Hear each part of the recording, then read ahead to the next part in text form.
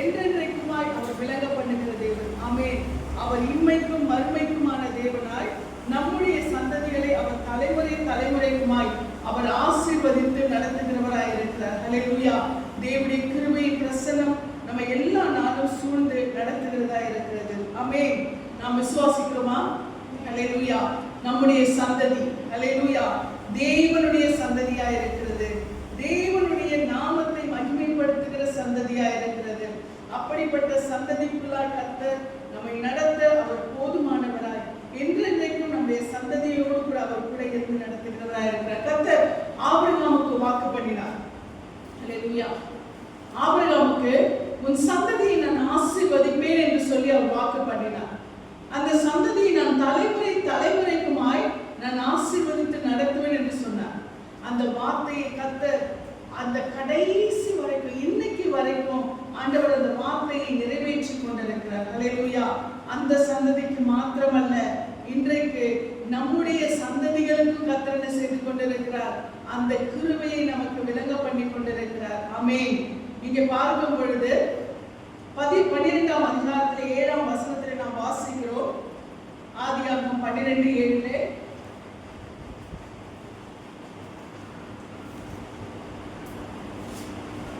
ஆதியாகமம் 12:7 சீக்கிரமா எடுத்து வாசிக்கலாம்.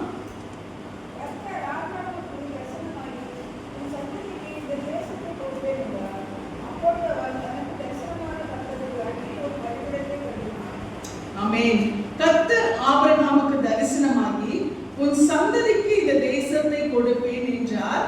அப்பொழுது அவன் தனக்கு தரிசனமான கர்த்தருக்கு அங்கே ஒரு பலிபீடத்தை கட்டினான். ஆண்டவர் ஃபர்ஸ்ட் டைம் அந்த 12ஆம் அதிகாரத்துல என்ன பண்றார் தெரியுமா? ஆபிரகாமுக்கு பேசின அந்த வார்த்தை சந்ததி என்று சொல்லி, ஹல்லேலூயா, உன் சந்ததிக்கு இந்த தேசத்தை தருவேன் என்று சொல்லி ஃபர்ஸ்ட் டைம் என்ன செய்யறாரு ஆண்டவர்? அங்கே ஆபிரகாமுக்கு அந்த வார்த்தையை வெளிப்படுத்துற சந்ததிக்கு அப்படின்னு சொல்லிட்டு. ஆனா இந்த வார்த்தை அதற்கு பின்பாக ஆண்டவர் தொடர்ச்சியா என்ன பண்றாரு? உன் சந்ததியை வானத்து நட்சத்திரங்களை போல கடற்கரை மணலை போல நான் ஆசீர்வதிப்பேன் என்று சொல்லி கர்த்தர் எல்லா வசனம் ஒவ்வொரு முறையும் ஆபிரகாமோடு கூட பேசும் பொழுது இப்ப ஒரு காரியத்தை பாத்தீங்கன்னா, ஒரு காரியத்தை நான் உனக்கு தருவேன் அப்படின்னு சொல்லிட்டு ஒரு அப்பா சொல்லிட்டாருன்னா, அடுத்து என்ன பண்ணுவாரு? நான் உனக்கு இதை வாங்கி தரேன், நான் உனக்கு இதை வாங்கி தரேன், இதை வாங்கி தரேன்னு சொன்னா என்ன ஆகும்? பிள்ளைக்கு அந்த காரியத்துக்கு மேல ஒரு எதிர்பார்ப்பு இல்லையா? ஒரு தடவை சொல்லிட்டு திரும்ப திரும்ப அந்த தகப்பன் அந்த காரியத்தை நான் உனக்கு இதை வாங்கி தருவேன், நான் உனக்கு இதை வாங்கி தருவேன் அப்படின்னு சொல்லிட்டு அந்த அப்பா அந்த காரியத்தை குறித்து சொல்ல சொல்ல சொல்ல அந்த பிள்ளைக்கு என்ன வரும்? அந்த காரியத்தை குறித்து அதிக எதிர்பார்ப்பு வந்துவிடும். அப்பா எனக்கு இதை வாங்கி தர போறாரு, இதை வாங்கி தர போறாரு, அப்பா சொல்லிட்டே இருக்காரு, எனக்கு இதை செய்ய போறாரு, எனக்கு செய்ய போறாரு, செய்ய போறாரு. இப்படித்தான் ஆண்டவர் ஆபிரகாமுக்கு ஒரு தடவை இல்ல, ஒவ்வொரு தடவையும் சொல்லிட்டு இருக்காரு இந்த வார்த்தை. ஒவ்வொரு தடவை இந்த வார்த்தையை சொல்லிக்கொண்டே இருக்கிறார். திரும்ப திரும்ப திரும்ப ஆண்டவர் பண்றாரு இந்த வார்த்தைகளை ஆபிரகாமுக்கு அவர் சொல்லிக்கொண்டே இருக்கிறார். உன் சந்ததியை நான் ஆசீர்வதிக்கப்படும், உன் சந்ததியை பெருக்கப்பட போற, உன் சந்ததியை வானத்துல வாசிச்சீங்களா? மறுபடியும் பாத்தீங்கன்னா 13ஆம் அதிகாரத்தை நீங்க வாசிங்க. 13 ஒரு நிமிஷம் அத வேற ஆபிரகாம் ஆதியாகமம் 13ஆம் அதிகாரத்திலே நாம் வாசிக்கும் பொழுது 16ஆம் வசனத்தை வாசிங்க. சந்ததியை பூமி கூட கொடுக்கப்படுமே, ஒரு பூமி கூட எடுக்குமானால் சந்ததியை என்ன கொடுக்கும்? நீ எடுத்து தேசத்து நீளமும் அகலமும் எவ்வளோ அம்மனும் கடந்து நமக்கு அதை தருவேன் என்றார். நாம் இங்க வாசிக்கும் பொழுது என்னது? அங்க உன் சந்ததிக்கு இந்த பூமியை தருவேன்னு சொன்னவரே இங்க என்ன சொல்றாரு? அங்க ஆபிரகாமிட்ட சொல்ற அந்த வார்த்தை இன்னும் திட்டவட்டமாய் சொல்லுகிறார். உன் சந்ததி பூமியின் தூளை போலும் கடற்கரை மணலை போலும். இன்னும் அதை குறித்த எதிர்பார்ப்பை கர்த்தர் என்ன செய்கிறார்? ஆபிரகாமுக்கு இன்னும் அதிகப்படுத்துறார். நான் கொடுப்பேன்னு சொல்லிட்டு நான் உனக்கு இந்த மாதிரி மாடல்ல கொடுப்பேன், லேட்டஸ்ட் மாடல்ல கொடுப்பேன், இப்படி எது எது இருக்குதுலயே பெஸ்டோ அதை கொடுப்பேன் அப்படின்னு சொல்லி அப்பா வாங்கி கொடுப்பேன்னு சொல்லிட்டா இன்னும் என்ன பண்ணும்? எதிர்பார்ப்பு அதிகமான அந்த மாதிரி ஆண்டவர் உன் சந்ததியை நான் ஆசீர்வதிப்பேன் சொன்னவரு, உன் சந்ததியை எண்ணி முடியாத அளவுக்கு நான் பெருக பண்ணுவேன் சொன்னவரு எப்படி சொல்றாரு? பூமியின் தூளை போல, மணலத்தனையால், வானத்து நட்சத்திரங்களை போல நான் அந்த அளவுக்கு பெருக பண்ணுவேன். எப்படி இருக்கும் ஆபிரகாமுக்கு? இன்னும் அதற்குரிய ஒரு எதிர்பார்ப்பு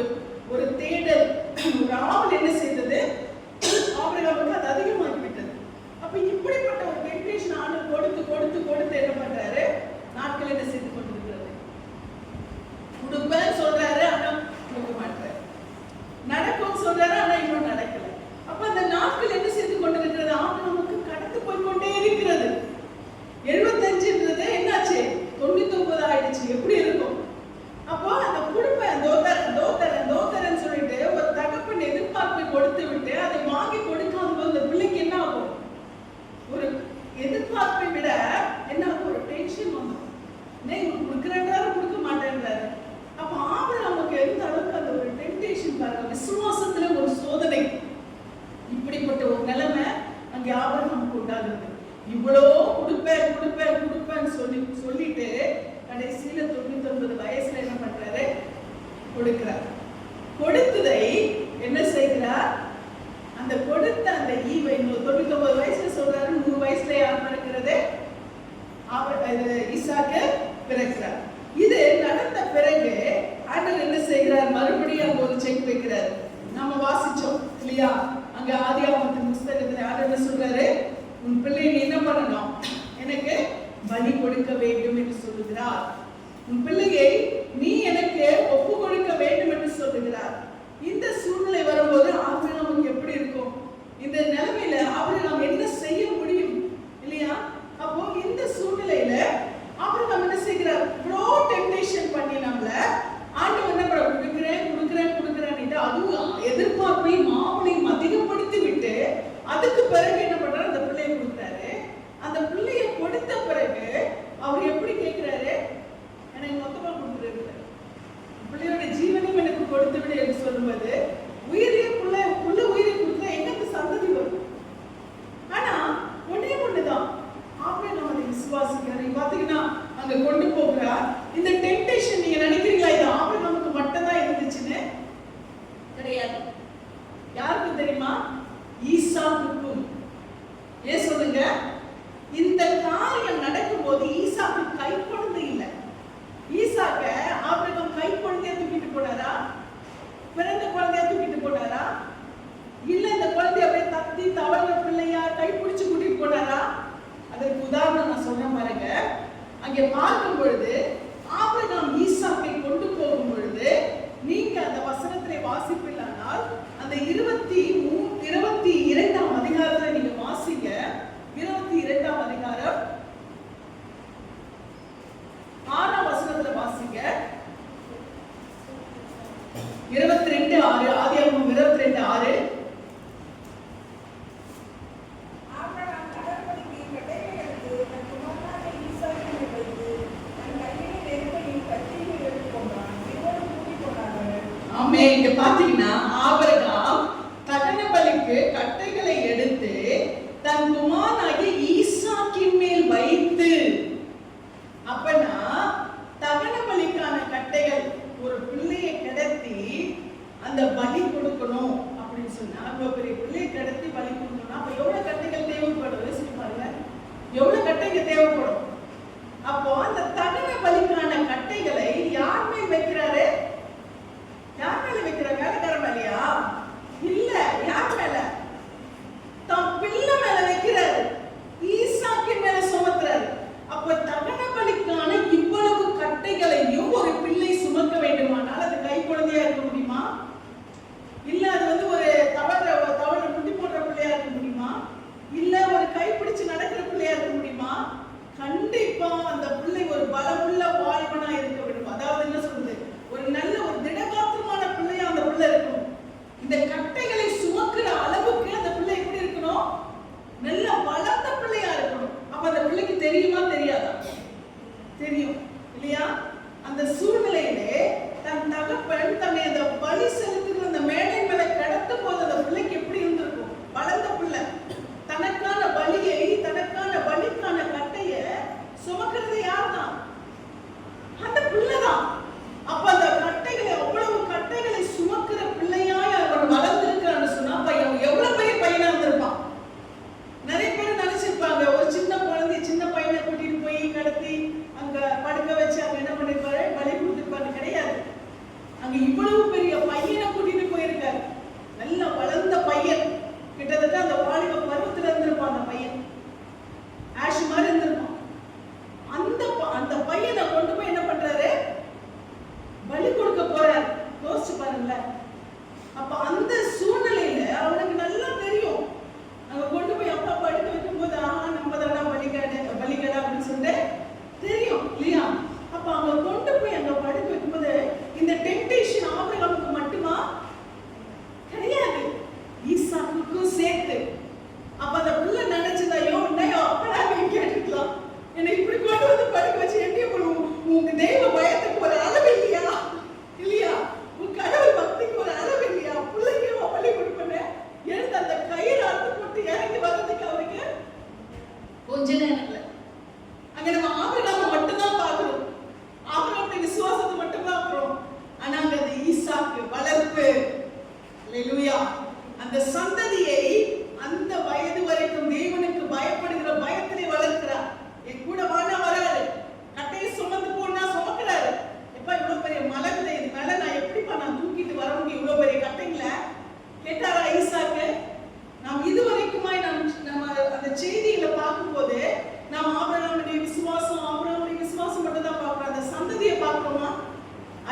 ஈசாக்கு. ஏன் தெரியுமா? ஆண்டவர் ஆபிரகாமை விட ஈசாக்குக்கு அதிக ஆசீர்வாதம் ஆண்டவர் அடுத்து அடுத்து கொடுக்கிறார் தெரியுமா? அந்த கீழ்ப்படிதல். ஈசாக்கின், அதாவது ஆண்டவர் ஈசாக்கை அங்க மையப்படுத்துகிறார். ஈசாக்கு எந்த அளவுக்கு அந்த கீழ்ப்படிதல்ல இருக்கிறார் என்பது அங்க தெரியுது. அங்க ஆபிரகாமை கீழ்ப்படிதல் மாத்திரமல்ல, ஆபிரகாம் தேவனுக்கு கீழ்ப்படிந்தார், ஈசாக்கு தன் தகப்பனுக்கு கீழ்ப்படிந்தார். ஹல்லேலூயா. அங்கே தேவனுக்கு பயந்த ஒரு மனுஷனுடைய சந்ததியின் கீழ்ப்படிதல் அங்கே வெளிப்படுகிறது. அப்போ வானா வராரு, கட்டையை சுமந்துக்கோன்னா சுமந்துக்கிறாரு, மலைக்கு வரைக்கும் தூக்கிட்டு போனா தூக்கிட்டு போறாரு, பலி அந்த கட்டையை மேல அடுக்குனா அடுக்குறாரு, நீதான் பலி உன்னதான் கொடுக்க போற, அது மேல ஏறி பண்ண படுக்கிறாரு. என்ன எப்படி சொல்ல முடியும்? சொல்லி யோசிச்சு பாருங்களேன். இவ்வளவு தூரம் கூட்டிட்டு வந்து என்னை இப்படியா நீங்க நடத்துவீங்க சொன்னாரா? சந்ததி வளர்ப்பு. ஹல்லேலூயா. அந்த தேவனுக்கு பயந்த அந்த சந்ததியை கர்த்தர் ஆசீர்வதிக்கிறவராய் இருக்கிறார். ஹல்லேலூயா. சும்மா ஒண்ணு வரல ஈசாக்குக்கு ஆசீர்வாதம், சும்மா ஒண்ணு வரல அந்த சந்ததிக்கு ஆசீர்வாதம். அந்த சந்ததி அந்த இடத்துல போய் எல்லா கட்டையும் அடக்கிட்டு அப்பா சொல்றாரு, அப்பா நீ ஆட தேடாதப்பா, தான் நான் பலி கொடுக்க போறேன். யோசிச்சு பாருங்க, அந்த மேடை மேல படுக்கும் போது ஆபிரகாமுக்கு மட்டுமா கர்த்தர் மேல விசுவாசம் வந்திருக்கும்? ஆபிரகாமுக்கு கர்த்தர் மேல விசுவாசம், ஈசாக்குக்கு தன் தகப்பன் மேல நம்பிக்கை இருந்திருக்கும். ஹல்லேலூயா. என் தகப்பனை பலி கொடுக்க மாட்டாரு, என் தகப்பனை பலி கொடுக்க மாட்டாரு. ஆமென். அங்கே தகப்பனுக்கும் தேவனுக்குமான அந்த கீழ்ப்படிதல் வெளிப்படுகிறது. ஹல்லேலூயா. அங்கே எங்க அப்பா எனக்கு விரோதமா ஒண்ணு செய்ய மாட்டாரு, ஆனா எங்க அப்பா சொல்றதை நான் செய்யறேன், கடைசி வரைக்கும் நான் செய்யறேன். இதே ரெண்டு, அதாவது அந்த தகப்பன் மகன் அந்த உறவு, அந்த மேடை அங்கே அந்த இடத்துல பாத்தீங்கன்னா தேவனுக்கும் ஆபிரகாமுக்கும் இருக்கிற அந்த தகப்பன் மகன் உறவு. அதே போல பாத்தீங்கன்னா அங்கே ஈசாக்குக்கும் ஆபிரகாமுக்குமான தகப்பன் மகன் உறவு, தேவனுக்கும் ஆபிரகாமுக்குமான கீழ்ப்படிதல்.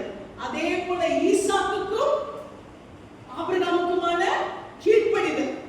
அங்கே இரண்டு உறவுகள் வெளிப்படுகிறது, தெய்வத்துக்கும் மனிதனுக்கும், தகப்பனுக்கும் மகனுக்கும். ஆமென். ஹல்லேலூயா. அங்கே இரண்டு உறவுகள், இரண்டு அந்த அன்பின் வெளிப்பாடு, இரண்டு அந்த சந்ததிக்கான ஆவிக்குரிய சந்ததிக்கும் மாம்சீகத்துக்கான சந்ததிக்குமான அந்த கீழ்ப்படிதல். இந்த ஆவிக்குரிய சந்ததி என்று சொல்லும்போது ஆண்டவருக்கும் ஆபிரகாமுக்குமான அந்த சந்ததி, தேவனுக்கும் மனுஷனுக்குமான சந்ததி. அது என்னது? ஆவிக்குரிய சந்ததி. மாம்சத்துக்குரிய சந்ததி என்று பார்க்கும் பொழுது ஆபிரகாமுக்கும் ஈசாக்குக்குமான சந்ததி. ஹல்லேலூயா. அங்கே சந்ததி என்று சொல்லும் பொழுது ஆவிக்குரிய சந்ததி வெளிப்படுகிறது, மாம்சத்துக்குரிய சந்ததி வெளிப்படுகிறது. கீழ்ப்படிதல் என்று சொல்லும் பொழுது ஆவிக்குரிய கீழ்ப்படிதல் வெளிப்படுகிறது, மாம்சத்துக்குரிய கீழ்ப்படிதல் வெளிப்படுகிறது. ஹல்லேலூயா. அங்கே பார்க்கும் பொழுது தேவனுக்கும் மனிதனுக்குமான கீழ்ப்படிதல் வெளிப்படுகிறது, தகப்பனுக்கும் மகனுக்குமான கீழ்ப்படிதல் வெளிப்படுகிறது. ஆமென். என்னை கொன்று போட்டாலும் அவர் பேரில் நம்பிக்கையா இருப்பேன் என்று சொன்ன யோபு. ஹல்லேலூயா. அதே போலதான் ஈசாக்கு, என்னை கொன்று போட்டால் என் தகப்பன் மேல நான் நம்பிக்கையா இருப்பேன். ஹல்லேலூயா. என் பிள்ளையை பலிக்கு ஒப்பு கொடுத்தாலும் என் தெய்வத்தின் மேல நான் நம்பிக்கையா இருப்பேன். ஆமென். உங்களுக்கு புரியுது அந்த செய்தியுடைய சாராம்சம்? ஆமென். இங்க ஒரு ஆவிக்குரிய சந்ததி வெளிப்படுகிறது, மாம்சத்துக்குரிய சந்ததி வெளிப்படுகிறது. ஆவிக்குரிய சந்ததியின் கீழ்ப்படிதல் வெளிப்படுகிறது, மாம்சத்துக்குரிய சந்ததியின் கீழ்ப்படிதல் வெளிப்படுகிறது. ஆமென். பிள்ளையை கட்டி அந்த மேடையில படுக்க வச்சு அந்த பிள்ளைய பலி கொடு சொல்ற வரைக்கும் அந்த நம்பிக்கை ஆபிரகாமை விட்டு போகவில்லை. அந்த பிள்ளை அந்த மேடை, அந்த பலி செலுத்துகிற அந்த கட்டை, நான் சுமந்துட்டு வந்த கட்டை, அதே கட்டையை அடிக்கி அப்பா படுக்க சொல்றாரு, அது மேல உன்னதான் பலி கொடுக்க போறேன் படுக்க வைக்கிறாரு. அந்த கத்தியை ஓங்கி தன் மீது படுகிற வரைக்கும் அந்த பிள்ளை வாய் திறந்துதான், எதுவுமே இல்லை. என்னப்பா இந்த மாதிரி பண்றீங்க, என்ன போய் கொடுக்குறீங்களப்பா, விடுங்கப்பான்னு அந்த பிள்ளை கதறதான் ஒரு வார்த்தையும் இல்லை. யோசிச்சு பாருங்க. ஹல்லேலூயா. தேவனுடைய சந்ததிகள் இப்படிதான் இருக்கு. ஆமென். கர்த்தர் பேரில் நம்பிக்கையா இருக்கிற அந்த சந்ததி அது பாக்கியம் உள்ளதா இருக்கிறது. ஆமென். கர்த்தர் மேல் நம்பிக்கை வைக்கிற சந்ததி அது பாக்கியம் உள்ளதா இருக்கிறது. இங்க ஈசாக்கை அதனாலதான் கர்த்தர் என்ன செய்கிறாரா? அபரிமிதமாய் ஆசீர்வதிக்கிறார். அதற்கு பின்பாக பாத்தீங்கன்னா அந்த ஆசீர்வாதம் ஆபிரகாமோடு முடியவில்லை. ஆபிரகாமின் சந்ததியா இருக்கிற ஈசாக்குக்கு அந்த ஆசீர்வாதம் என்ன செய்கிறது? பல்கி பெருகுகிறது. பல மடங்கான ஆசீர்வாதங்கள்.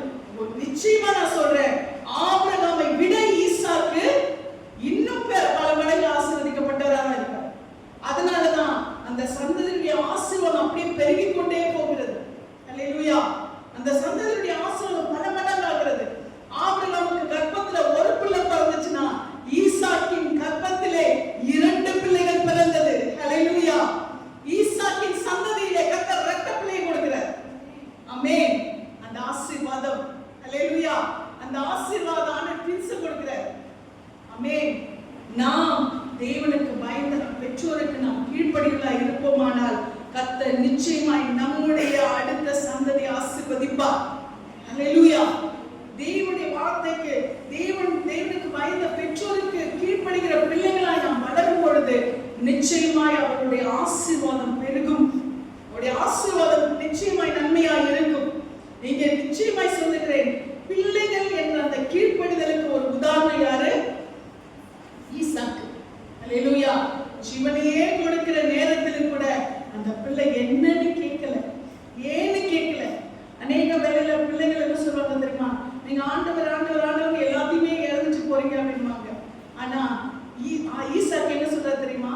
தன் ஜீவனை கொடுக்கிற அந்த நிலைமையில கூட ஒரு வார்த்தை, என்னையே கொடுக்க ஒப்பு கொடுத்துட்டீங்களே, கடைசியில் என் உயிரை கூட கொடுக்க ஒப்பு கொடுத்துட்டீங்களே, நீ ஆண்டவருக்கு பயப்படுறதுனால நான் தான் கிடைச்சதா அப்படின்னு என்ன பண்ணல ஈசாக்கு?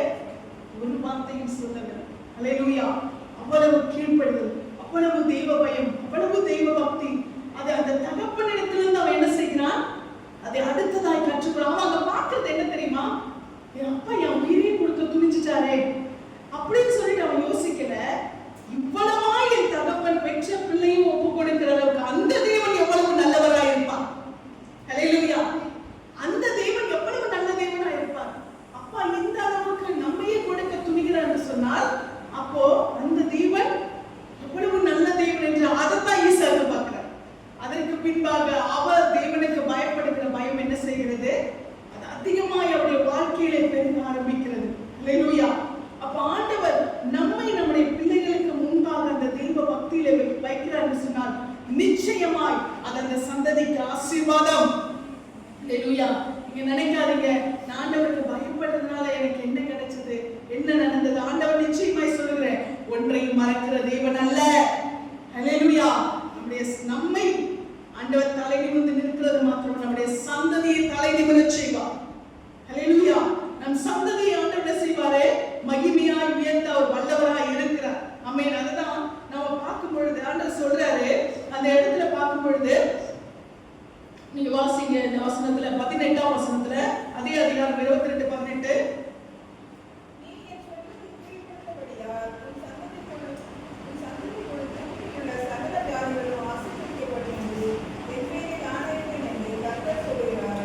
அல்லேலூயா. நீ என் சொல்லுக்கு கீழ்ப்படிந்தபடியினால் உன் சந்ததியில நான் என்ன பண்ணுவேன்? அந்த ஆசீர்வாதத்தை வைப்பேன் என்று சொல்லி கர்த்தர் சொல்லுகிறார். அல்லேலூயா. எவ்வளவு பெரிய ஒரு கிருபை பாருங்க. நீ என் சொல்லுக்கு கீழ்ப்படிச்ச, அதனால நான் என்ன பண்றேன்? உன் சந்ததியின் மேல் நான் அந்த ஆசீர்வாதத்தை வைக்கிறேன். உன் சந்ததியின் மேல் நான் அந்த பெருக்கத்தை வைக்கிறேன். நான் உன் சந்ததியின் மேல் அந்த உயர்வை வைக்கிறேன் என்று சொல்லி கர்த்தர் அந்த இடத்துல சொல்லுகிறார். அல்லேலூயா. அப்ப அந்த சொல்லுக்கு கீழ்ப்படியும் போது, ஒரு மனுஷனுடைய சொல்லுக்கு கீழ்ப்படிந்தாலே அந்த மனுஷனிடத்திலிருந்து ஒரு கிரெடிட் கிடைக்கும்னா, கர்த்தருடைய சொல்லுக்கு கீழ்ப்படிந்தால் கர்த்தர் எந்த அளவுக்கு அவர் ஆசீர்வதிக்கிற தேவனாய் இருப்பார், எந்த அளவுக்கு ஆண்டவர் பலுகவும் பெருகவும் பண்ணுவார், எந்த அளவுக்கு ஆண்டவர் மேன்மைப்படுத்துவார் என்பதற்கு ஆபிரகாமின் வாழ்க்கை ஒரு பெரிய உதாரணமாய் இருக்கிறது. அல்லேலூயா. ஆபிரகாமின் வழிநடத்துதல் ஒரு பெரிய உதாரணமாய் இருக்கிறது. ஆபிரகாமை கர்த்தர் அப்படிப்பட்ட ஆசீர்வாதத்தின் நடத்துதலை அவர் வைத்து அவருடைய சந்ததியை ஈசாக்கை கர்த்தர் என்ன செய்கிறார்? அவர் பலுகவும் பெருகவும் பண்ணுகிறார். ஆமென். கர்த்தர் இந்த காலை வேளையிலே நம்மோடு கூட பேசிக் கொண்டிருக்கிற காரியம், கர்த்தர் நம்முடைய சந்ததியை அப்படிப்பட்ட மகிமையிலே அவர் நடத்த வல்லவராய் இருக்கிறார். அப்படிப்பட்ட உயர்விலே அவர் நடத்த வல்லவராய் இருக்கிறார். உன் சந்ததியின் மேலே நாவியையும் உன் சந்தானத்தின் மேலே ஆசீர்வாதத்தையும் வைப்பேன் என்று சொன்ன கர்த்தருடைய வார்த்தை. அல்லேலூயா. உன் சந்ததியின் மேலே நாவி. அல்லேலூயா. அப்ப எந்த சந்ததி கர்த்தருக்கு பயந்திருக்கிறதோ, எந்த சந்ததி கர்த்தருக்கு கீழ்ப்படிகிறதோ அந்த சந்ததியை கர்த்தர் என்ன செய்வாரா? தம்முடைய ஆவியினாலே, நம்முடைய அபிஷேகத்தினால நிரப்புகிறது மாத்திரமல்ல, அந்த சந்ததியினுடைய சந்ததியை கர்த்தர் என்ன செய்வார்? அவர் ஆசீர்வதிப்பார். அவர்களுக்கு தம்முடைய ஆவியை மாத்திரமல்ல, உன் சந்தானத்தின் மேல் என்ன ஆசீர்வாதம் என்று சொல்வது. சந்தானம் என்று சொல்வது என்னது? சந்தானம் என்று சொன்ன என்னது? சந்ததினா தலைமுறை. சந்தானம் என்றால் நம்ம எல்லாருக்கும் ரொம்ப பிடிக்கும் இந்த பூமியில வாழறதுக்கு. என்னது அது? பிடிச்ச ஒரு விஷயம், செல்வம், பொருளாதாரம், சந்தானம். அது இல்லைன்னா நமக்கு இந்த உலகத்துல வாழறது இல்லை இல்லையா? அப்போ உன் சந்தானத்தின் மேல் என்ன ஆசீர்வாதம். அப்போ நம்முடைய நாம் கர்த்தருக்கு பயந்து நடக்கும் பொழுது கர்த்தர் நம்முடைய சந்ததியை ஆசீர்வதித்து நம்முடைய ஆவினால நிரப்புகிறது மாத்திரமல்ல, நம்முடைய சந்தானத்தின் மேல் நம்முடைய ஆசீர்வாதத்தை வைப்பார். ஹல்லேலூயா. நம்முடைய சந்தானத்தின் மேல், நம்முடைய பொருளாதாரத்தின் மேல கர்த்தர் தம்முடைய கரத்தை வைப்பார். ஆனா அதுக்கு ஒண்ணே பண்ணுது. ஆண்டவர் சொன்னாரு, இப்போ ஆபிரகாம்கிட்ட சொன்னாரு, என் வார்த்தைக்கு, என் சொல்லுக்கு நீ கீழ்ப்படிந்த சொன்னார் இல்லையா? அந்த ஆதியாகமம் 22ஆம் அதிகாரத்துல நம்ம வாசிச்சோம். 22 ஆதியாகமம் 22 வாசிச்சோம். 18ஆம் வசனத்துல, நீ சொல்லுக்கு கீழ்ப்படிந்தபடினால் உன் சந்ததிக்கு பூமியில் உள்ள சகல ஜாதிகளும் ஆசீர்வதிக்கப்படும் என்று ஆண்டவர் சொல்லுகிறார். ஹல்லேலூயா. உன் சந்ததியில் உள்ள சகல ஜாதிகளும் ஆசீர்வதிக்கப்படும் என்றும் என் பேர் ஆணையிட்டேன். யார் பேர்ல? யார் பேர்ல? அவர் பேர்ல. ஹல்லேலூயா. இப்போ ஒரு மனுஷன் ஒரு ப்ராமிஸ் பண்றான்னு சொன்னா, தனக்கு நம்பிக்கையான ஒரு காரியத்தை என்ன பண்ணுவான்? ஒரு காரியத்தை யார் மேல நம்பிக்கை வச்சிருக்காங்களோ, யார் மேல அன்பு வச்சிருக்காங்களோ அவங்க வச்சு சொல்லு, உள்ள மேல சத்தியமா சொல்லி இப்படியெல்லாம் சொல்லுவாங்க இல்லையா? ஏன்னா அப்படி துணிகரமா யாரும் சொல்ல மாட்டாங்க. அப்ப ஆண்டவர் என்ன பண்றாரு? தன்னை விட ஆணையிடுகிறதுக்கு ஒரு பெரியவர் என்ன பண்ணல? இல்ல. ஒருவேளை அதை விட பெருசா ஏதாவது சொல்லுவாங்க. அவரை விட பெரியவர் யாருமே கிடையாது. அவரை விட பெரியவர் ஒருவரும் ஆணையிடுகிறதற்கு, ப்ராமிஸ் பண்றதுக்கு அவரை விட பெரியவர் ஒருவரும் இல்லாததுனால அவர் தன் பேரிலே ஆணையிட்டார். ஹல்லேலூயா. அவர் பேரிலே அவர் ஆணையிட்டார் என்றால் அதை நிச்சயமாய் நிறைவேற்றுகிறது. ஹல்லேலூயா. இன்றைக்கு தேவனுக்கு பயப்படுகிற சந்ததியாய் நாம் இருக்கும் பொழுது நிச்சயமாய் கர்த்தர் தலைமுறை தலைமுறையாய் ஆசீர்வதிப்பார். நீங்க கர்த்தருக்கு பயப்படுறது வீடு இல்ல, நீங்க கர்த்தருக்காக இறக்குறது வீடு இல்ல, உங்க விசுவாசம் வீடு இல்ல, உங்க விசுவாசம் பைத்தியக்காரன் நமக்கு சொன்னாங்கன்னா அது வீடு இல்ல. ஹல்லேலூயா. என்ன பைத்தியம் மாதிரி விசுவாசிக்கிறது, மென்டல் மாதிரி விசுவாசிக்கிறது, இதெல்லாம் என்ன ஓவரா இருக்கு இந்த விசுவாசம். ஆபிரகாம் அப்படிதான் இருந்தார். ஹல்லேலூயா. உங்க விசுவாசம் மற்றவர்களுக்கு பைத்தியக்காரத்தனமா இருக்கா? கவலைப்படாதீங்க. ஆமென். அது வீணல்ல, ஆண்டவர் பார்த்துட்டு இருக்கார். உங்க விசுவாசத்தின் அந்த வைராக்கியத்தை ஆண்டவர் நிச்சயமா பலப்படுத்துவார். ஆமென். மற்றவர்களுக்கு அது பைத்தியமா இருக்கும், ஆனா அதுதான் நமக்கு தேவ பலன். ஹல்லேலூயா. அதுதான் நமக்கு தேவ பலன். ஆண்டவர் என்ன பண்ணார் தெரியுமா? என் பிள்ளை என்ன விசுவாசத்திலே பலனா இருக்கிறார், என் விசுவாசத்திலே உறுதியா இருக்கிறார். நான் என் பிள்ளைய மட்டும் இல்ல, சந்ததியை ஆசீர்வதிப்பேன். ஹல்லேலூயா. தேவனுக்கு பயப்படுகிற தேவ பிள்ளையே ஆண்டவர் உங்கள் சந்ததியை ஆசீர்வதிப்பார், உங்கள் தலைமுறையை ஆசீர்வதிப்பார், உங்கள் வம்சத்தை ஆசீர்வதிப்பார். ஹல்லேலூயா. சந்ததியாய் ஆசீர்வதிக்கப்படுவீர்கள். ஒண்ணே ஒண்ணுதான், நமக்குள்ள இருக்கிற அந்த வைராக்கியத்தை, நமக்குள்ள இருக்கிற அந்த விசுவாசத்தை நம்முடைய சந்ததிக்கு நாம் ஊட்ட வேண்டும். ஈசாக்கு அப்பா மேடை மேல, அந்த பலி செலுத்துற மேடை மேல படுக்க வச்சு பலியை கத்தி ஓங்குகிற வரைக்கும் வாயை திறக்கல. அங்க அவன் திறக்கல, அந்த ஆண்டவர் ஆட்டினுடைய வாயை திறக்க வைத்தார். ஹல்லேலூயா. அங்க வாய் திறவாத ஒரு ஆடாய் படுத்திருந்தது யார் தெரியுமா? ஈசாக்கு. கதர்ல, கத்துல, கூக்குறல, ஐயோல ஒன்னும் சொல்லல, அப்படியே படுத்திருக்காரு. என்ன பலி கொடுக்கிறது யாரு? எங்க அப்பா. எங்க அப்பா என்ன அப்படியா விட்டுருவாரு? ஹல்லேலூயா. எங்க அப்பா இன்னொருத்தரை நம்பி இருக்கிறாரு, அவர் அதை விட பெரியவர், அவர் விட்டுருவாரா?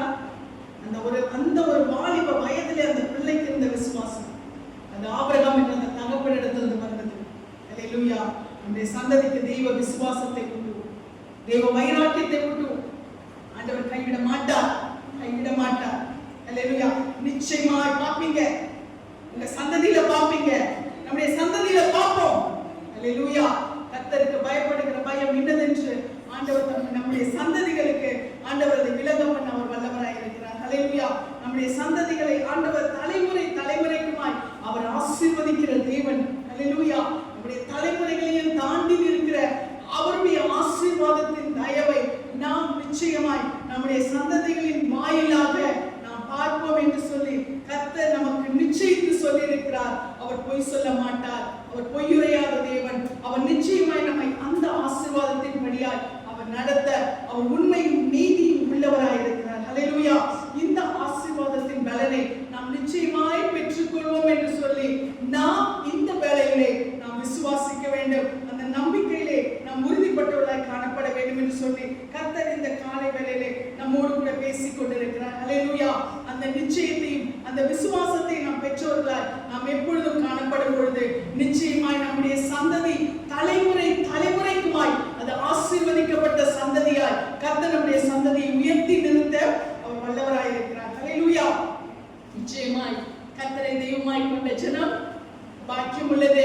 இப்பேற்பட்ட சீரை பெற்ற ஜனம் பாக்கியம் உள்ளது. நாம் கர்த்தரை தெய்வமாய் கொண்டிருக்கிறோம். நாம் அவர் மேல் வைத்திருக்கிற நம்பிக்கை வீணானதல்ல, விசுவாசம் வீணானதல்ல. அவருக்காக நாம் விட்டு கொடுத்தது வீணானதல்ல. கர்த்தர் நிச்சயமாய் அந்த விசுவாசத்தின் பலனை, அந்த நிறைவின் பலனை, அந்த விட்டு கொடுத்தலின் பலனை நம்முடைய சந்ததிக்கு அவன் நிச்சயமாய் விலக பண்ண வல்லவராய் இருக்கிறார்னு சொல்லி நாம் இந்த வேளையில விசுவாசிப்போம். சங்கீதம் 78:4 நாம் வாசிக்கிறோம். எடுத்து வாசிங்க.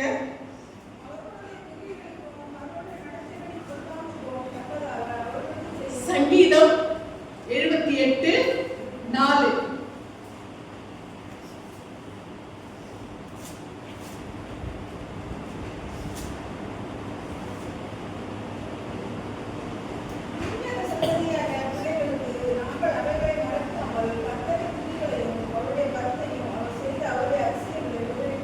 ஆமென். பின்வரும் சந்ததியான பிள்ளைகளுக்கு நாங்கள் அவைகளை மறைக்காமல் கர்த்தரின் துதிகளையும் அவருடைய பலத்தையும் அவருடைய அதிசயங்களையும் அவர் செய்த அவருடைய அதிசயங்களையும் விவரிப்போம். ஆமென். அல்லேலூயா. நாம் கர்த்தருடைய ஒவ்வொரு மகத்துவத்தையும் நம்முடைய பிள்ளைகளுக்கு நாம் சொல்லிக் கொடுத்து கொண்டே இருக்க வேண்டும். அல்லேலூயா. நம்முடைய பின்வரும் சந்ததிகளுக்கு நாம் என்ன பண்ணணுமா? அவர் செய்த அதிசயங்களை, அவருடைய மகத்துவங்களை, அவருடைய நடத்துதல்களை, அவருடைய பலத்தை நாம் என்ன பண்ணணும்? சொல்லிக்கொண்டே இருக்க வேண்டும். அல்லேலூயா. அப்படி நாம் கர்த்தருடைய நாமத்தை நாம் மகிமைப்படுத்திக் கொண்டே இருக்கும் பொழுது நம்முடைய சந்ததிகளுக்கு அந்த விசுவாசம் உள்ளே வரும். அல்லேலூயா.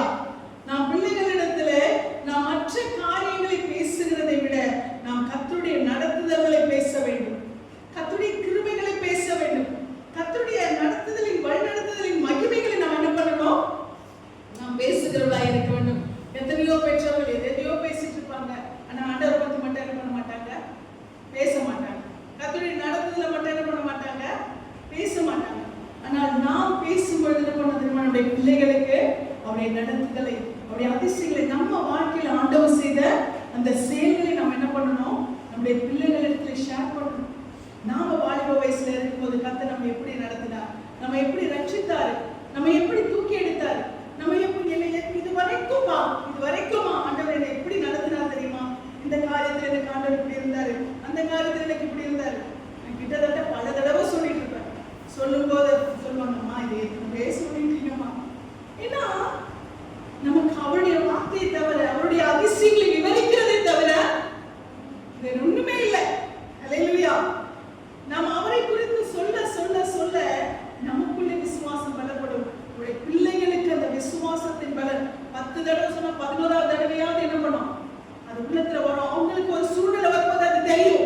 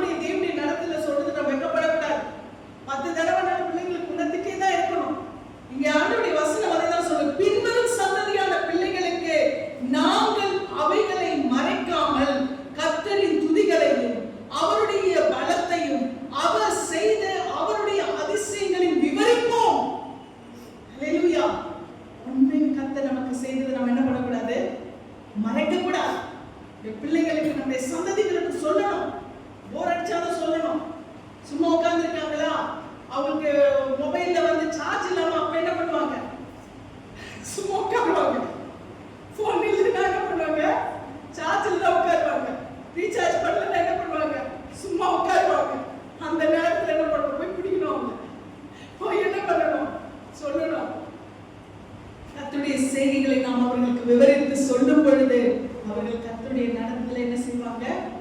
உணர்வார்கள். கர்த்தருடைய அன்பை உணர்வார்கள். அந்த நேரத்தில் அவங்களுக்கு புரியாம இருக்கான நேரம் வரும்பொழுது அவர்களுக்கு என்ன செய்யும்? புரியும். நாம நம்முடைய சந்ததிகளுக்கு சொத்தை சேர்த்து வைக்கிறோமோ இல்லையோ, அந்த சொத்தை நாம காட்டிடணும். அல்லேலூயா. எப்பா பொக்கிஷம் இங்க இருக்குப்பா, இதோ இங்க பொக்கிஷம். அல்லேலூயா. அந்த பொக்கிஷத்தை நீ புடிச்சுக்கோ, நிச்சயமா நீ உயர்வாய். அல்லேலூயா.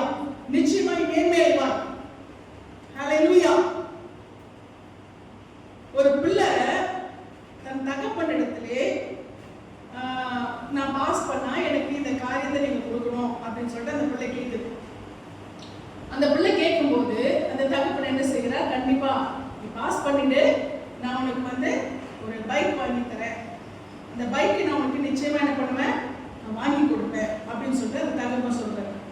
சரின்னு சொல்லிட்டு இந்த பிள்ளை என்ன பண்ணுது? நல்லா படிச்சு கஷ்டப்பட்டு என்ன பண்றான்?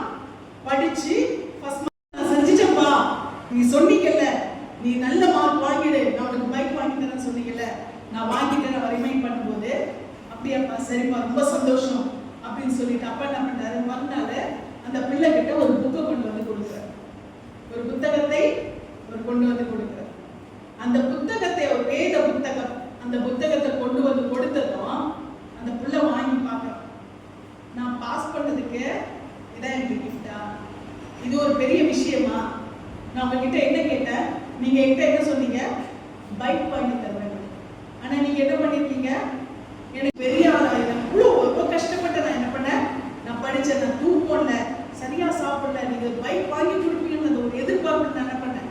நான் இவ்வளவு படிச்சு நான் ஃபர்ஸ்ட்ல நான் வந்தேன், ஆனா எனக்கு என்ன இல்லை, அதுக்கான ரெஸ்பான்ஸ் இல்லையே அப்படின்னு சொல்லிட்டு அந்த பையனுக்கு என்ன பண்ணுச்சு? ஒரு மன கஷ்டம்.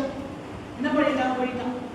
கோபத்துல நான் இனி ஒரு முகத்திலையும் முடிக்க மாட்டேன், நான் கேட்டது இது, எனக்கு இதுவா எனக்கு முக்கியம். ஏன்னா அவனுக்கு அந்த வயசு அது என்னவா தெரியல, பெருசா தெரியல. அதற்கு பிறகாக அவன் போறான், வெளியில போயிடுறான், அவங்க அப்பாவுக்கு முகத்துல முடிக்க மாட்டேன், கோவப்பட்டு போயிடுறான். போயிட்டு அநேக வருஷங்கள் கடந்த பிறகு அவனுக்கு அவன் அந்த பக்குவம் வருகிறது, ஒரு ஸ்டேஜ் வருது. ஐயோ நம்ம இதுக்காக போய் நம்ம என்ன பண்ணிட்டோம்? கோபப்பட்டு நம்ம வந்துட்டோம். இதுக்காக போயிட்டு நம்ம அப்பா கிட்ட ஒரு வார்த்தை நம்ம கேட்டிருக்கலாம், அப்பா எனக்கு வாங்கி தர, நீங்க எனக்கு அதை வாங்கி தரேன்னு சொல்லிட்டு நீங்க இந்த புத்தகத்தை என்கிட்ட கொடுக்குறீங்களாப்பா அப்படின்னு சொல்லி நான் கேட்டுக்கலாமே. அப்ப நான் எதுக்காக அதை கேட்காம நான் இப்படி வந்துட்டேன்னு ஒரு வயசு, அந்த பக்குவம் கொஞ்சம் வளர்ந்த பிறகு அந்த பக்குவம் வருகிறது. சரி நான் போய் அப்பாவை பார்க்கணும்னு சொல்லி போகும் பொழுது இங்கே அவருடைய அப்பா இல்லை, மறித்து போய்விட்டார். மன கஷ்டத்துல என்ன பண்ணாரு? நான் கொடுத்ததை என் பிள்ளை புரிஞ்சிக்காம அவன் என்ன பண்ணிட்டான்? போயிட்டானே அப்படின்னு சொல்லி மறித்து விட்டார். அப்ப அவன் தன் அப்பா கொடுத்த அந்த வேத புத்தகத்தை கையில் எடுக்கிறான், கதறான், அழுகுறான். ஐயோ அப்பா நீங்க கொடுத்த இது நான் என்ன பண்ணிட்டேன்? எனக்கு அந்த பைக்கை விட நீங்க கொடுத்தீங்க என் கையில, அது நான் ஆசையா நான் எடுத்து படிச்சிருக்கலாமே அப்பா, நீங்க இதை எனக்கு பெருசுன்னு கொடுத்தீங்க, நான் அதை படிச்சிருக்கலாமேன்னு சொல்லிட்டு அவன் என்ன பண்றான்? அதை ஒவ்வொரு நாளும் புரட்டி புரட்டி படிக்க அவனுக்குள்ளே ஒரு மாற்றம் வருகிறது. அதை படித்து விட்டு அவன் கடைசி பக்கத்தை திருப்பும் போது பார்த்தா அவங்க அப்பா அந்த வயசுல அவனுக்கு வாங்கி கொடுத்த அந்த பைக்கோட பில் அதுல இருக்கு. ஹல்லேலூயா. அவங்க அப்பா அன்னைக்கு அவனுக்கு வாங்கிட்டாரு, அன்னைக்கு அவனுக்கு அந்த பைக்கை வாங்கிட்டாரு. அந்த பில்ல என்ன பண்ணிருக்காரு? அதுல வச்சிருக்கிறார். படிப்பு அவன் மற்றதற்கு கொடுக்கிற முக்கியத்துவத்தை இந்த வேதத்துக்கு அவன் கொடுக்க வேண்டும், இந்த வேத புத்தகத்துக்கு அவன் கொடுக்க வேண்டும். இதுதான் அவனோடு கூட கடைசி வரைக்கும் இருக்கிறது என்பதை அவன் உணர வேண்டும் என்பதற்காக அவன் இதை பார்க்கும் போது நிச்சயமா என்ன பண்ணுவான்? அந்த பில்லுக்கு அதுல ஏதோ எனக்கு அப்பா ஏதோ கிஃப்ட் வச்சிருக்காரு அவன் புரட்டி பார்ப்பான். அதுல ஏதாவது ஒரு வார்த்தை அவனை தொடும், அவன் ஆண்டவருக்குள்ள இருப்பான், என் சந்ததி அப்படி வளருவான்னு சொல்ற அந்த ஒரு எதிர்பார்ப்புல என்ன பண்ணாரு? அந்த அப்பா அவனுடைய எதிர்பார்ப்பை அதை வச்சிருந்தாரு. அவருடைய எதிர்பார்ப்பு அவன் கர்த்தருக்குள்ளாய் வளர வேண்டும், அதுவும் அதுல இருந்துச்சு. ஆனா அந்த பையன் என்ன பண்ணல? அதை புரட்டி பார்க்கல. ஆனால் காலம் கடந்து அவனுடைய அப்பா மரித்த பிறகு அவனுடைய அப்பாவுக்காக அந்த வேதத்தை படிக்கிறான். ஆனால் அவன் அந்த வேத புத்தகத்தை படிக்க அவனுக்குள்ளாய் மனமாற்றம் வருகிறது. ஆனால் கடைசி பக்கத்துல திருப்பும் போது பார்த்தா அவனுடைய எதிர்பார்ப்பை என்றைக்கும் அவன் அப்பா நிறைவேற்றி இருந்தார். அல்லேலூயா. நாம் சரியானதை நாம் எடுத்துக்கொள்ளும் பொழுது, நாம் பெற்றோருக்கு கொடுக்கிற நம்முடைய சந்ததிக்கு நாம் கொடுக்கிற காரியங்களை அவர்கள் சரியாக எடுத்துக்கொள்ளும் பொழுது நிச்சயமாய் அவர்கள் ஆவிக்குரிய நிலைமையிலும் வளர்வார்கள்,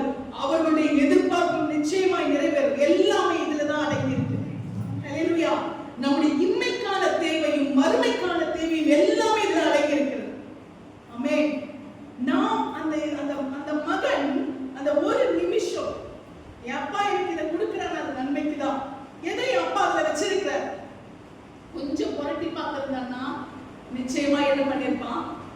அவன் அந்த எதிர்பார்ப்பு அவனுக்கு நிறைவேறிருக்கும்.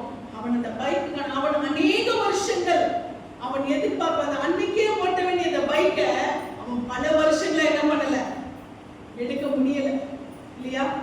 அந்த நன்மைகளை அவன் எழுந்து போகிறான். அநேக வேளையிலே தெய்வ பிள்ளைகளை நம்முடைய சந்ததிக்கு நாம் கற்றுக் கொடுக்கிற காரியங்களை அவர்கள் எடுத்துக்கொள்ளாத போது அநேக நன்மைகளை அவர்கள் எழுந்து போகிறார்கள்.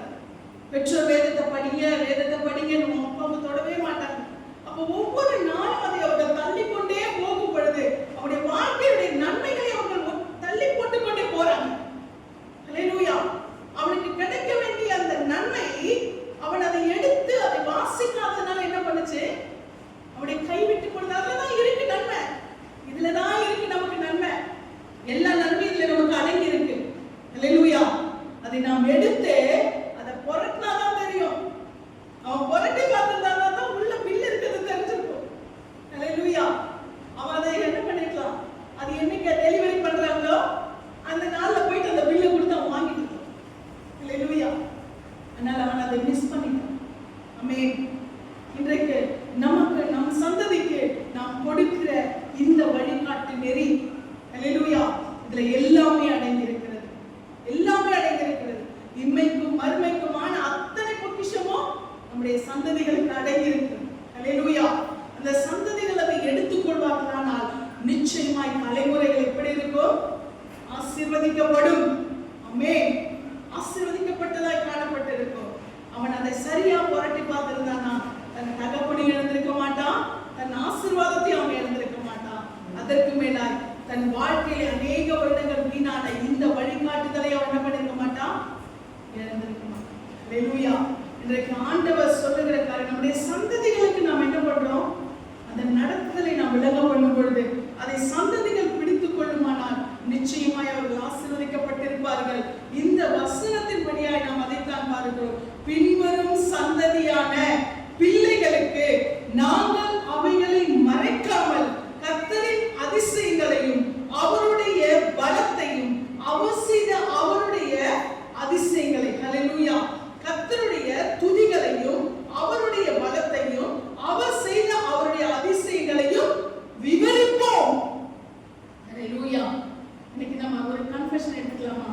என் பிள்ளைங்க கிட்ட நான் என் தேவனுடைய நடத்துதலை சொல்வேன், என் தேவனுடைய அதிசயங்களை சொல்வேன், என் தேவனுடைய வழிநடத்துதலை சொல்வேன். ஹல்லேலூயா. அப்ப அந்த மகிமை நம்முடைய பிள்ளைகளுக்கு நிச்சயமாய் அது விளங்கக்கூடியதாய் அது காணப்படுகிறது என்பதை நாம் திட்டமாய் அறிந்து கொள்ள வேண்டும். ஹல்லேலூயா. இந்த வேளையில கூட நிச்சயமா ஒருவேளை நீங்க நாங்க அதை செய்யற பெற்றோரா இருக்கிறோம், என் பிள்ளைகளுடைய இருதயத்துல நான் கர்த்தரை குறித்து அந்த விதையை போட்டிருக்கிறேன்னு சொல்வீங்கன்னா கவலைப்படாதீங்க, கவலைப்படாதீங்க. நாள் வரும், பலன் வரும். ஹல்லேலூயா. நீங்க உங்க பிள்ளைகளுடைய இருதயத்திலே போட்ட கர்த்தருக்கு பயப்படுகிற பயம் என்ற அந்த விதை, உங்க சந்ததியுடைய இருதயத்திலே போட்ட கர்த்தருக்கு பயப்படுகிற அந்த விதை நிச்சயமாய் அது என்ன பண்ண தெரியுமா?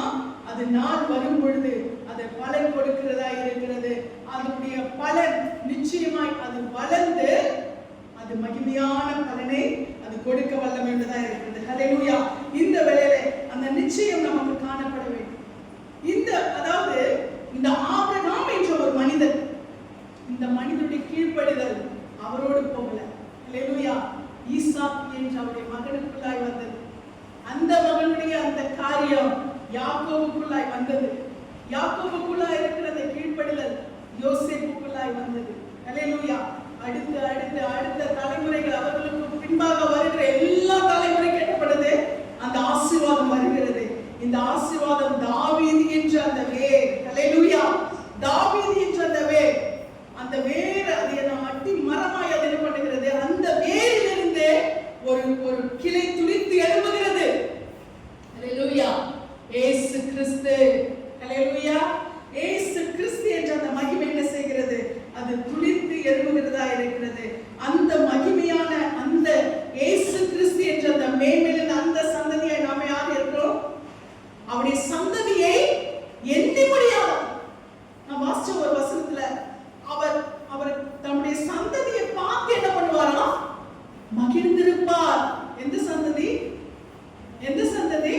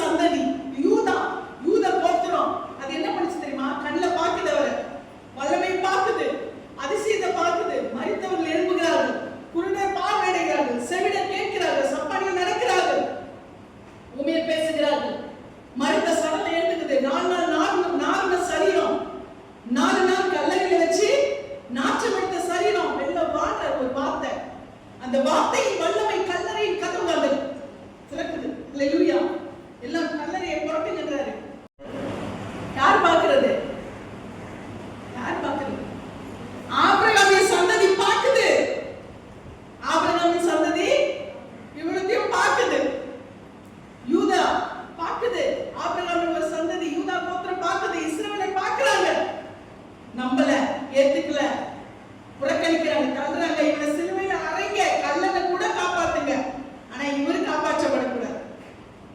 தள்ளுனாங்க. மாம்சத்துக்குரிய அந்த சந்ததி என்ன பண்ணுச்சு? அவரை தள்ளினது. ஆவிக்குரிய சந்ததி நாம என்ன செஞ்சோம்? அவரை ஏற்றுக்கொண்டோம். ஹல்லேலூயா.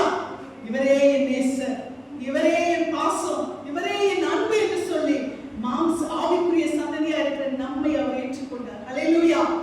அவர் நம்மை ஏற்றுக்கொண்டார். நாம் அவரை தேடல, அவர் நம்மை தேடி வந்தார். அங்க தள்ளினாங்க, இங்க தேடி வந்துட்டார். ஹல்லேலூயா. அங்க புறக்கணிச்சாங்க, இங்கே அவர் நம்மை ஏற்றுக்கொண்டார். ஹல்லேலூயா. அப்ப அதை விட இது ரொம்ப பலம் இல்லையா? இது ஸ்ட்ராங் இல்லையா? இது மகத்துவமான சந்ததி இல்லையா? இது என்றைக்கும் நிலைநிற்கிற சந்ததி. யோவான் பார்க்கிறாரு, பரலோகத்துல பார்க்கிறாரு, அந்த காட்சியை ஆவியிலே கொண்டு போய் ஆண்டவர் காட்டுறாரு.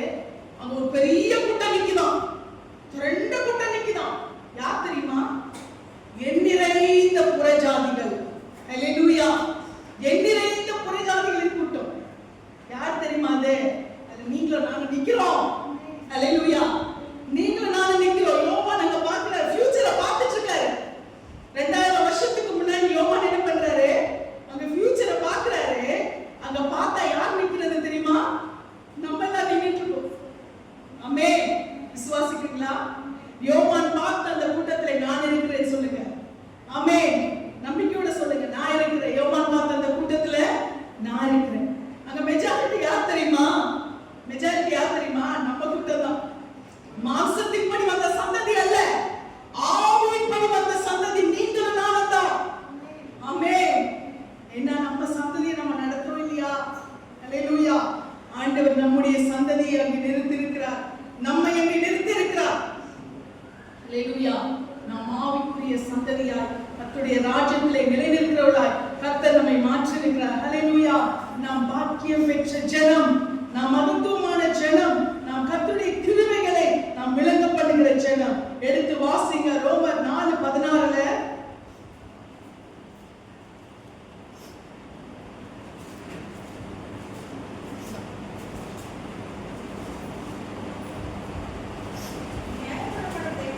ரோமர் 4:16. 4:16மா? 4:16.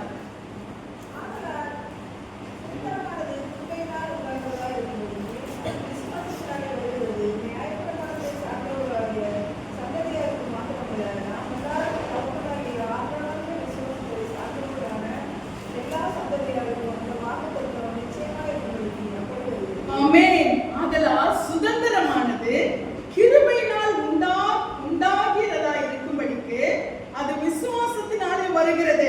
ஹல்லேலூயா. சுதந்திரமானது கிருபையினாலே உண்டாகிறதா இருக்கும்படிக்கு அது விசுவாசத்தினாலே வருகிறது. ஹல்லேலூயா. கிருபைனா சுதந்திரம் எதனாலயா? எதனாலயா? கிருபையினாலே. நாம் கிருபையினாலே சந்ததிகளாய் மாறி இருக்கிறோம். ஹல்லேலூயா. நாம் கிரியினாலே சந்ததியா மாறினவங்கல்ல, நாம் எதனால? கிருபையினாலே. ஆபிரகாம் கிரியினாலே சந்ததியாய் மாறினார். நல்லா புரிஞ்சுக்கோங்க. ஆபிரகாம் கிரியினாலே தேவனுடைய சந்ததியாய் மாறினார். எப்படி? அவர் செஞ்சு காட்டினாரு. பிள்ளையை கொண்டு போறாரு, மலைக்கு கொண்டு போறாரு. ஆண்டவர் அப்ப சொல்றாரு, 25 வருஷத்துக்கு முன்னாடி சொன்னாரு, உன் சந்ததியை நான் ஆசீர்வதிப்பேன்றாரு. சொல்லி சொல்லி சொல்லி சொல்லி டெம்ப்டேஷன் ஏறுது, அவருக்கு எதிர்பார்ப்பு ஏறுது. அது ஒரு ஈகர்னஸ் இருக்கு. ஆனா நாட்கள் கடந்து கொண்டே போகிறது. ஆனா விசுவாசத்தை கைவில கிரியினால் வெளிப்படுத்துகிறார். அதே போல பாத்தீங்கன்னா அவ்வளவு வருஷம் கழிச்சு 100 வயசுல பிள்ளையை கொடுக்கிறார். கொடுத்த பிள்ளை பல வருடங்கள் வளர்கிறது. பாலூட்டி, தேனூட்டி, சீராட்டி, கையில ஏந்தின பிள்ளையை கீழே விடாம சாரால் எப்படி வளர்த்திருப்பாங்க யோசிச்சு பாருங்க. தூக்கின கையை இறக்கி இருக்க மாட்டாங்க. அப்ப இப்படி தன் பிள்ளை சாராளுக்கு தெரியாது, தெரியாம தான் கொண்டு போறாரு. அப்ப இவ்வளவு நடக்கிறது.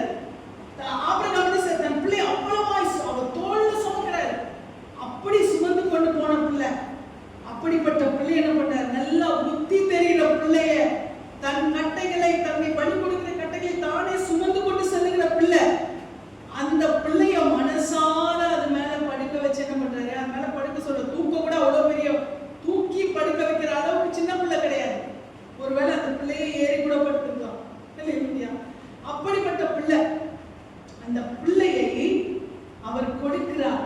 எதனால தெரியுமா? கிரியை, தன்னுடைய விசுவாசத்தை அவர் எதெல்லாம் வெளிப்படுத்துறாரு? பிராக்டிகலா வெளிப்படுத்துறாரு. பிராக்டிகலா கிரியினால வெளிப்படுத்துறாரு. இதெல்லாம் செய்யறாரு. மனசை கல்லாக்கிக்கிட்டு, மனசை இரும்பாக்கிக்கிட்டு என்ன பண்றாரு? இதெல்லாம் பிராக்டிகலா அந்த விசுவாசத்தை தன் கிரியினால வெளிப்படுத்துகிறார். அப்ப கிரியினாலே ஆபிரகாம் வெளிப்படுத்தி அவர் தேவனுடைய சந்ததியாய் மாறினார். நான் சொல்றது புரியுது அப்படின்னு சொன்னா நீங்க ஆமென் சொல்லுங்க. ஹல்லேலூயா. இது இவ்வளவு பேருக்கு கேட்க வேண்டிய செய்தியே இல்லை. ஆமென். ஆவியானவருக்கு தெரியும். அதான் பேசிச்சுட்டேன். ஹல்லேலூயா. அப்போ இது கிரியினாலே அவர் வெளிப்படுத்துகிறார் தன்னுடைய விசுவாசத்தை. அவர் என்ன பண்றார்? சந்ததி என்பதை, நான் தேவனுடைய சந்ததி என்பதை அவர் எதுல ப்ரூவ் பண்றாரு? கிரியினாலே. பயங்கரமான டெஸ்ட் எல்லாம் முடிச்சுதான் வெளிப்படுத்தாரு. ஆனா நமக்கு எப்படி தெரியுமா கிடைச்சது? கிருபையினால. நாம எங்கேயோ ஏதோ பண்ணிட்டு இருந்தோம், நம்ம இஷ்டத்துக்கு வாழ்ந்தோம், நம்ம இஷ்டத்துக்கு பேசணும், நம்ம இஷ்டத்துக்கு நடந்தோம். கூப்பிட்டார், நீதான் என் பிள்ளை, நான் உன்னை தெரிஞ்சுக்கிட்டேன், என் ரத்தத்தினால நான் கழுவுறேன் அப்படின்னு சொல்லி நம்ம ஒண்ணுமே பண்ணாம நமக்கு எதனால சந்ததியா மாத்தினாரு? எதனால மாத்தினாரு? நம்ம ஏதாவது பெரிய காரியம் செஞ்சோமா? நம்ம ஆபிரகாம் போல ஏதாவது ஆண்டவருக்கு செஞ்சு நம்ம இந்த ரட்சிப்பை பெற்றுக்கொண்டோமா? தேவனுடைய சந்ததி என்பது கிருபையை பெற்றுக்கொண்டோமா? ஒண்ணுமே பண்ணல, ஒண்ணுமே பண்ணல. ஆனா நம்மை ரட்சித்தார், நம்மை தெரிந்து கொண்டார். நீ என் பிள்ளை, நீ என் சந்ததி, நீ என் ஆவிக்குரிய சந்ததி. அல்லேலூயா. நம்ம ஒண்ணுமே பண்ணாம நம்மை அந்த கிருபையினாலே சந்தித்தார். புரியுதா உங்களுக்கு? ஆபிரகாம் கிரியினாலே சந்ததியாய் மாறினார், நாம் கிருபையினாலே அவருடைய சந்ததியாய் மாறி இருக்கிறோம்.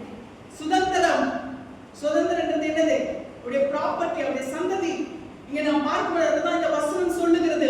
ஆதலால் சுதந்திரமானது கிருபையினால் உண்டாகிறதா இருக்கும்படிக்கு அது விசுவாசத்தினாலே வருகிறது.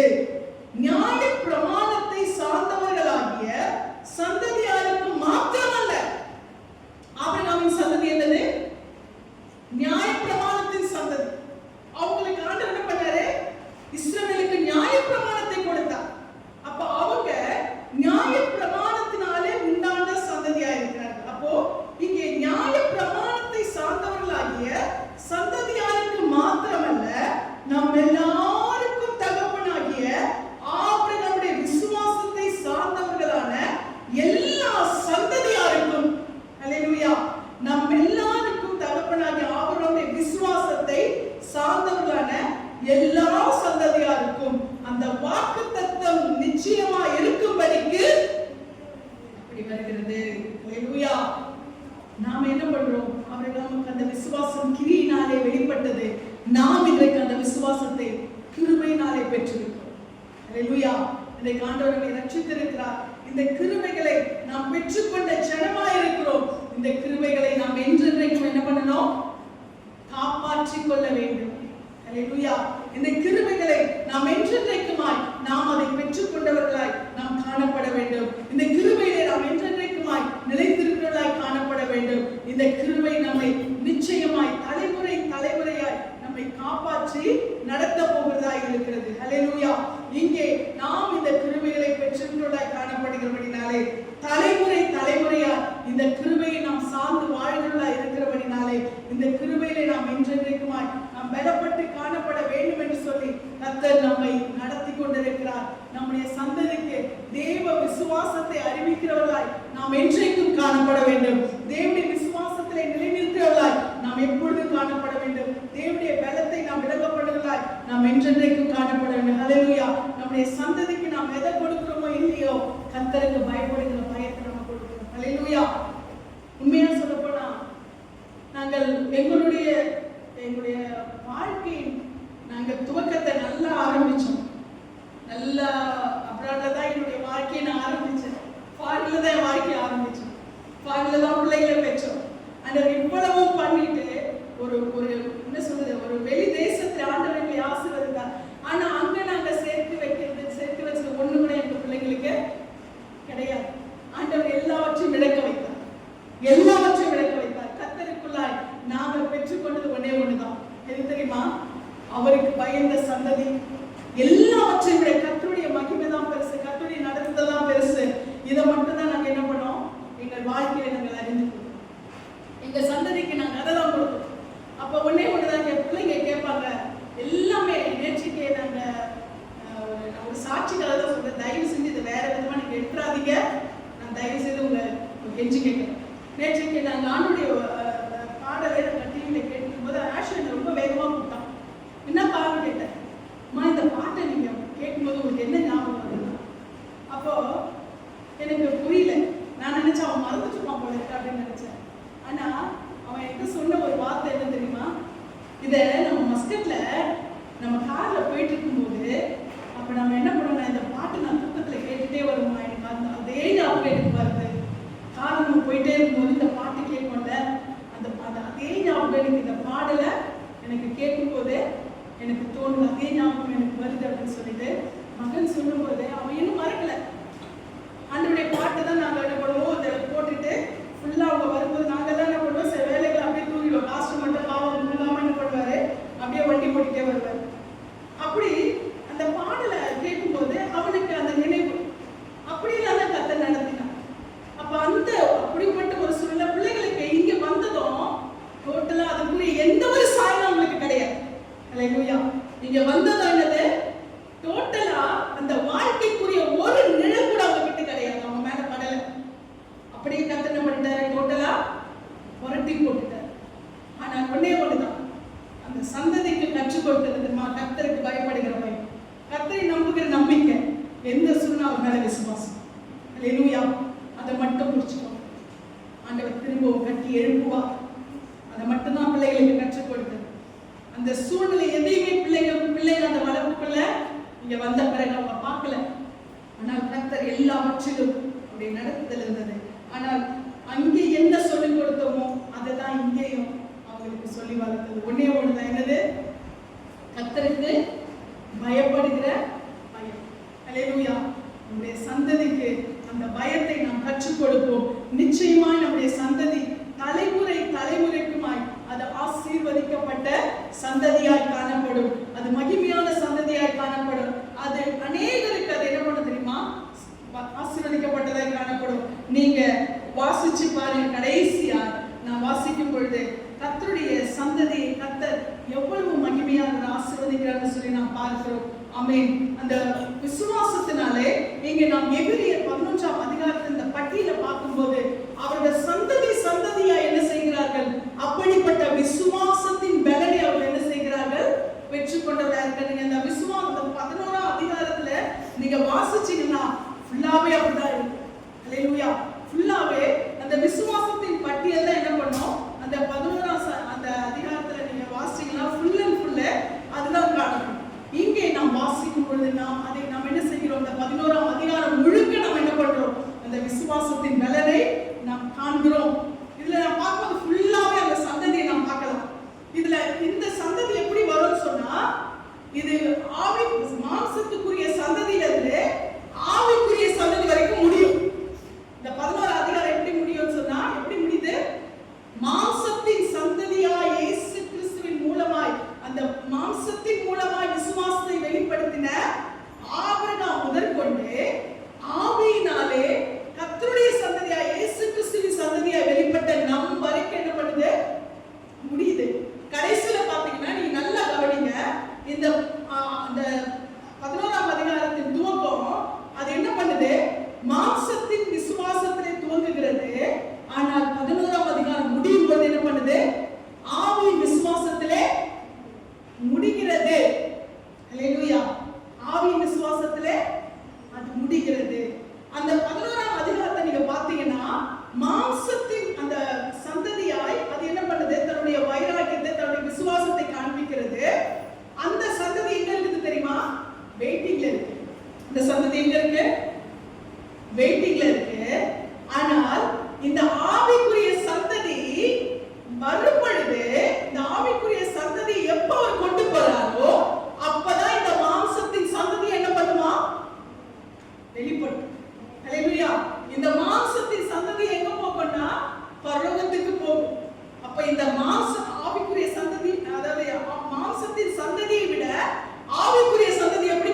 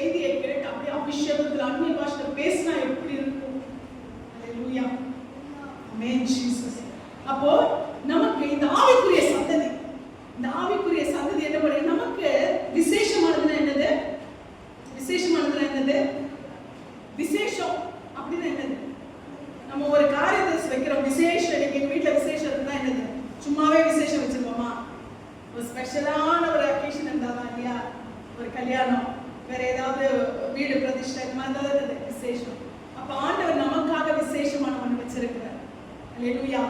அப்போ அவங்க எல்லாரும் மாம்சத்தினால வெளிப்பட்ட சந்ததி, கிரியினால விசுவாசத்தை வெளிப்படுத்துற சந்ததி, அவங்க எல்லாரும் பூரணராகாதபடிக்கு நம்ம எல்லாமே அல்லேலூயா பூரணராகாதபடிக்கு விசேஷமான ஒன்றை கர்த்தர் யாருக்கு வச்சிருக்கிறாரா? ஆவிக்குரிய சந்ததிக்கு, ஆவிக்குரிய இஸ்ரவேலருக்கு. அல்லேலூயா. இயேசு கிறிஸ்துவின் மூலமாய் அவருடைய நீதினாலே நீதிமான்களாக்கப்பட்ட நமக்கு கர்த்தர் என்ன செய்திருக்கிறார்? அந்த நன்மை என்ன பண்ணிருக்கிறாரு? வச்சிருக்கிறார். நாம வந்தாதான் அவங்க போவாங்க, நாம வந்தாதான் அவங்க பரலோகத்துக்கு போவார்கள். அல்லேலூயா. கர்த்தர் நமக்கு இப்படிப்பட்ட விசேஷமான ஒரு நன்மையை வைத்திருக்கிறபடினாலே நம் கர்த்தருக்கு நன்றிகளை செலுத்துவோம். அல்லேலூயா, அல்லேலூயா. இதுதான் இந்த பட்டியல். இந்த 11ஆம் அதிகாரத்தின் பட்டியல். நான் இவ்வளவு நேரம் பேசின அத்தனை பரிசுத்தவான்கள் இருந்து கடைசியா எடுத்துக்கொள்ளப்படுகிற பரிசுத்தவான்கள் வரைக்குமாய், ஆவிக்குரிய சந்ததியா இருக்கிற அந்த கடைசி நீதிமான் வரைக்குமாய் சொல்லப்பட்ட வார்த்தை. அல்லேலூயா. இந்த வேளையில கர்த்தர் இந்த கிருபையினாலே நம்மை நடத்தி இருக்கிறதற்காக நாம் கர்த்தருக்கு நன்றி செலுத்துவோம். அல்லேலூயா. அவர்களை காட்டிலும் ஒரு மேலான அபிஷேகத்தை கர்த்தர் நமக்கு வைத்திருக்கிறார். அவர்களை காட்டிலும் ஒரு மேலான பூரணமான கிருபையை நமக்கு வைத்திருக்கிறார். நாம் ஆவிக்குரிய சந்ததியாய், ஆவிக்குரிய இஸ்ரவேலராய் கர்த்தர் நம்மை கிருபையினாலே நடத்தி இருக்கிறார். அல்லேலூயா. இந்த கிருபை நமக்கு கிடைத்த பாக்கியம். ஆமென்.